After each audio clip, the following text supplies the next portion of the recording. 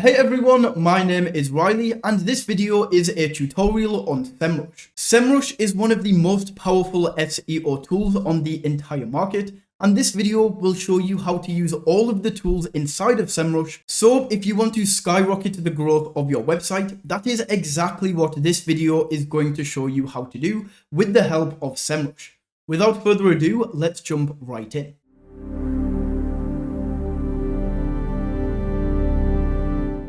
The very first thing that we need to do is actually get access to Semrush. If you click the top link in the description of this video, you can get a 7-day free trial of Semrush so that you can try out all of the features without making any kind of commitment. So click on that top link and that will take you over to this page right here.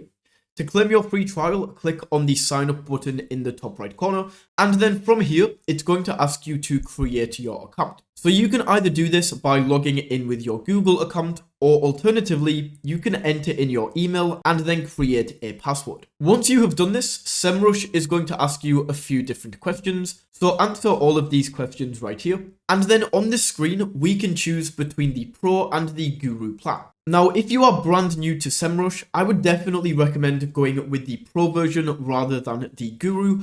Start out with the Pro, it gives you most of the same features, and then if eventually you do need to upgrade, for example, if you want to track more keywords, then you can upgrade to Guru later down the line.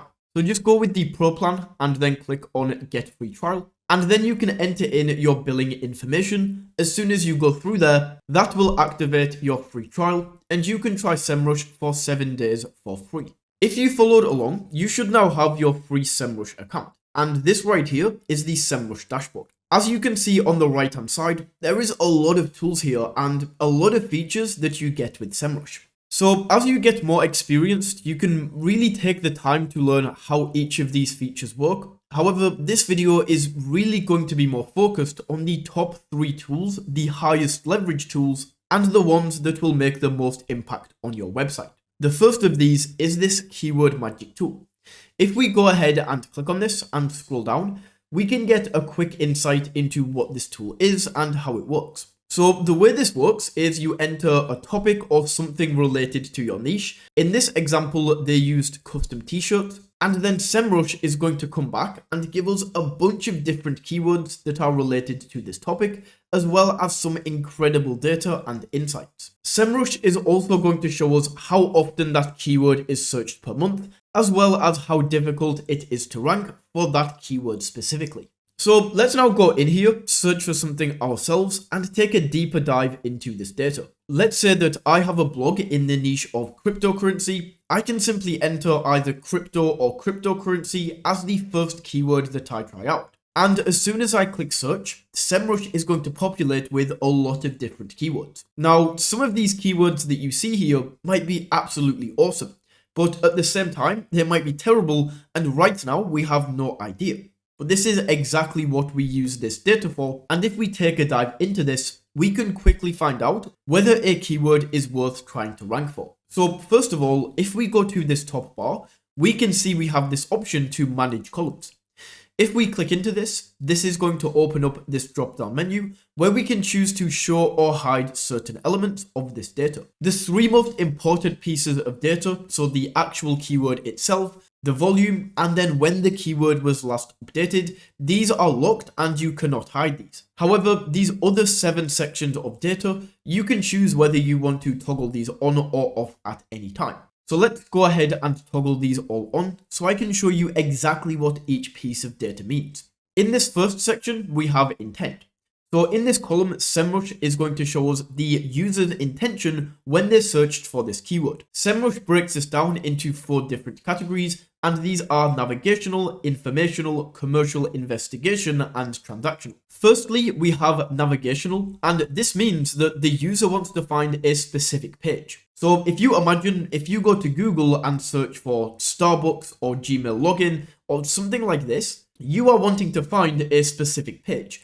If something else pops up when you search for Gmail login, you are very unlikely to click it as you already know the specific site you want to go to. So usually navigational search intent is not going to be the best. And this is why this is such a fantastic feature, so that you can know to kind of avoid more of the navigational keywords. Next, we have the informational keyword, and this usually means that the user wants to learn something.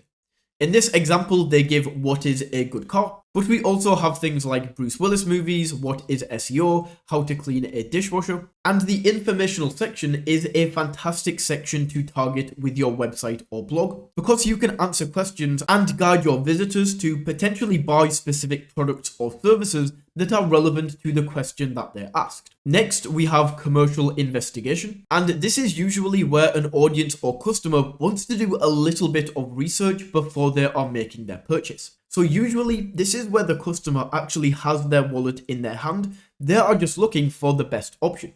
For example, we have Subaru versus Nissan, best indoor plants for low light, Apple Watch Ultra review, and this is where you can really tap in, find products that people already know about, and just give it a final review.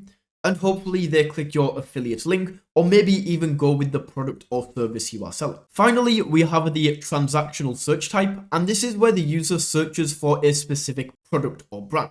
For example, they might be searching by Subaru Forester, iPhone 13 Pro Max, Semrush trial, watch friends, and as it says here, these are the biggest moneymakers. This is not only where the customer has their wallet in their hand, but they are also reading out their credit card information because they already know exactly what they want.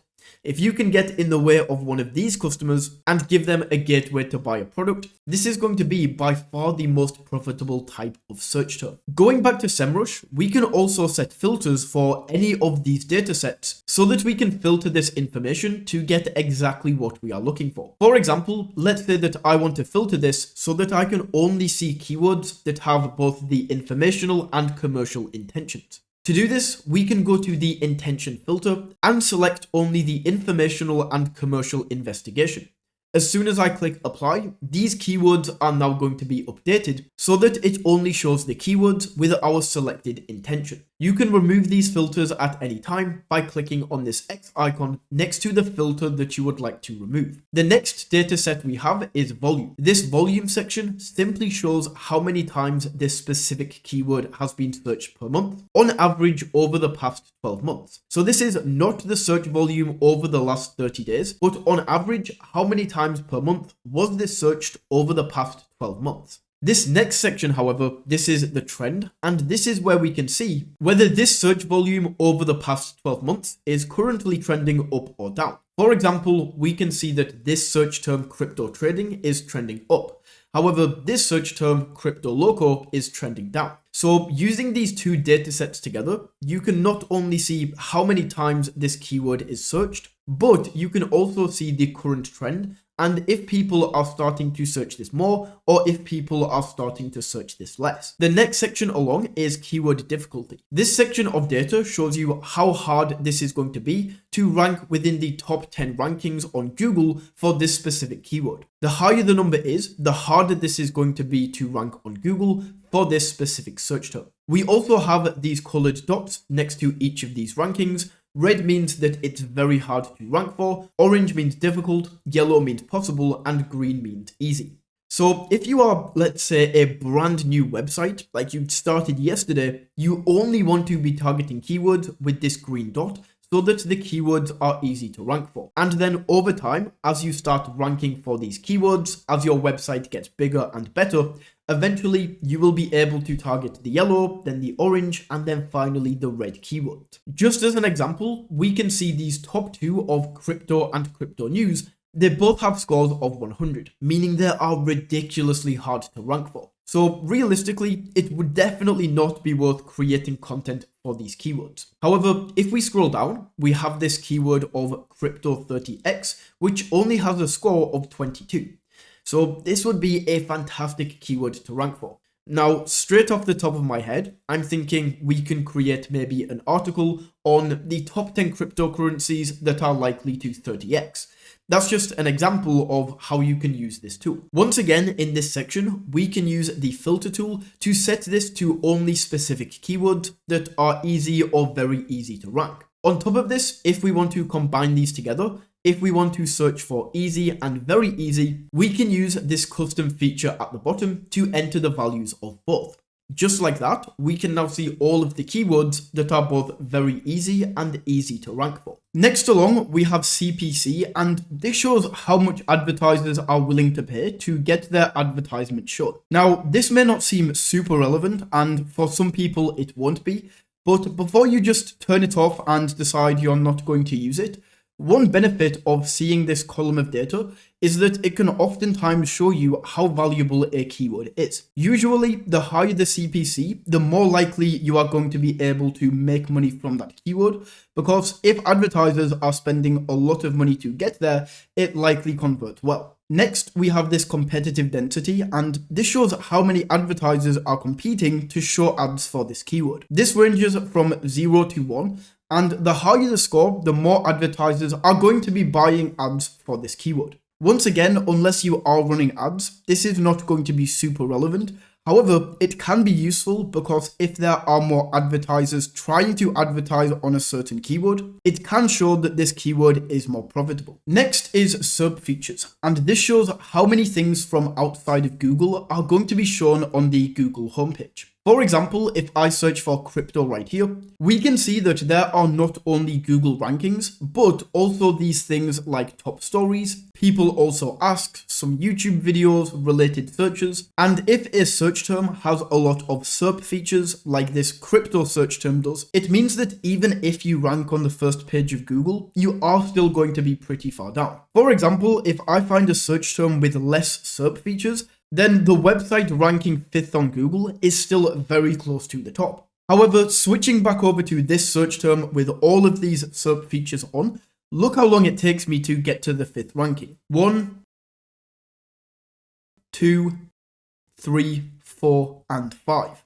Both of these websites ranked number 5 on Google. However, because the second one had lots of SERP features, it was much further down the page and a lot less likely to be clicked. Results is going to show all of the URLs and domains that appear in total when searching for a keyword, and this is usually going to go hand in hand with the keyword difficulty, but not always. It really depends on how many big websites are trying to rank for that specific search term. And then finally, we have updated.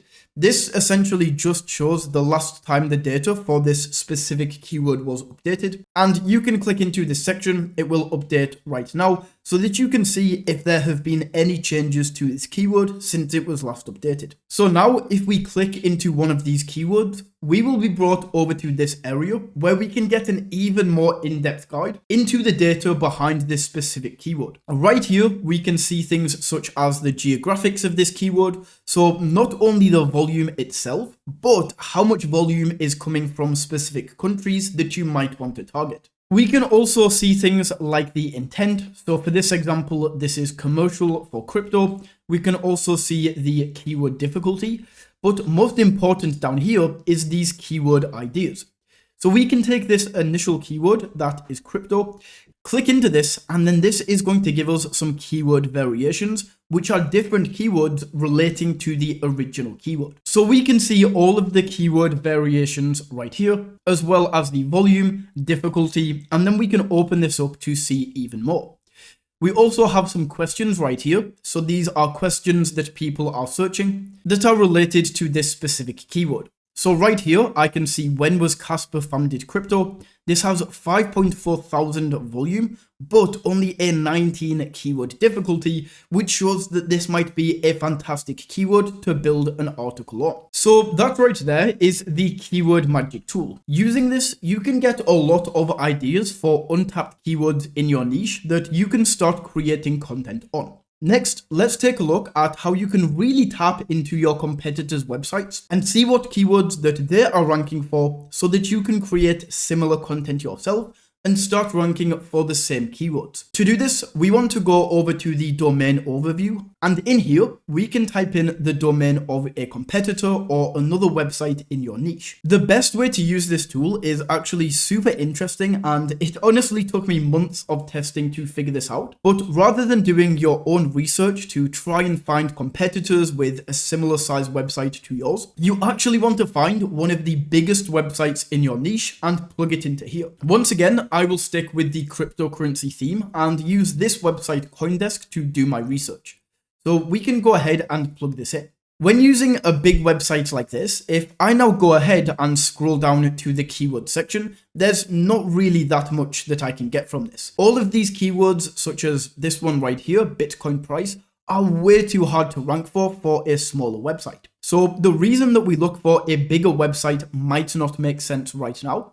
However, if we scroll down, we can see all of the different competitors for this website that has been collected by Semrush. Doing it this way is going to save you so much time in going out there and collecting your own list of competitors, as this is really a lot more accurate and we can see absolutely everything in here. So let's go ahead and click into view details. This is now going to show us a list of all of these different competitor websites. In this data list, we can see the size of the website shown by the monthly traffic. So we can find competitors with a very similar website traffic to ours to go ahead and dig into. Let's say in this example that I have a website that gets 200,000 views. I can look here and find websites of a similar size to see what keywords they are ranking for. In this example, let's look at this website, FX Empire. We can then scroll down to the keyword section, open this up and see exactly what keywords they are ranking for, as well as some other data like the monthly traffic coming from each specific keyword, the keyword volume, the keyword difficulty. But most importantly, right here, we have an actual link that links directly to the specific page ranking for each keyword. All we need to do is click on this arrow. That is then going to open up the exact article, and we can then read this to get inspiration for our own website. The third tool that I want to show you is another fantastic tool for spying on your competitors and finding keywords. And this is the Keyword Gap tool. Now, this is a tool that you can use to discover different keywords that your competitors are ranking for, but you aren't. So let's go over to the Keyword Gap tool, and in here we can add some domains. In this top option, you want to enter in your personal website, and in the second option, you want to add in the domain of a competitor that you would like to get the keywords from. You can also add up to 3 more competitors if you want to, but to keep this simple, I'm just going to stick with my website and 1 competitor. In this example, let's now say that I own coindesk.com and I want to see some keywords that my competitors are using, but I am not yet ranking for. In this top box, I will enter my domain, so coindesk.com. And for the competitor, I'm going to enter another huge crypto website, which is cointelegraph.com. Let's now click on compare. Immediately, we are given this top opportunities area where we can see the top keywords that our competitor is ranking for, but we aren't. So straight away, I can take some notes here and say that maybe I want to create some articles on how Quillbot, OpenAI, and Midjourney relate to crypto. Down here, we can also see some keyword details, firstly showing us a head-to-head of our shared keywords. For this top one right here, Bitcoin price, I can see that my website currently ranks number 1, whilst Cointelegraph ranks 14th. However, for the search term Polygon, they rank 22nd, whilst I rank 57th. So once again, maybe we can go in here, take a look at their article, and get some inspiration on how to improve ours and make it rank higher. However, the most important section of this is we can go to missing, and this is going to show us all of the keywords that they are ranking for, but we are not. Once again, we can see all of the data, and we can really use this to decide whether this is a keyword we want to put the time and effort into ranking. So that is my tutorial on Semrush. If you found this video valuable, don't forget to smash that like button and tap that subscribe button. And until next time, take it easy.